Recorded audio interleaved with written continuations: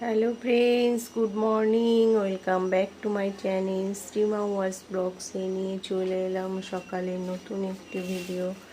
বন্ধুরা, আশা করি তোমরা সবাই ভালো আছো, আমরাও ভালো আছি। দেখো সকাল সকাল কী রান্না করছি।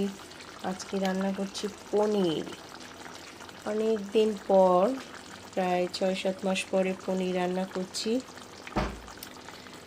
এই যে দাদাকে টিফিন দেবো, ছেলেও খেতে ভালোবাসে, ওই জন্য পনিরটা আমি কেমন করে রান্না করলাম বলো তো।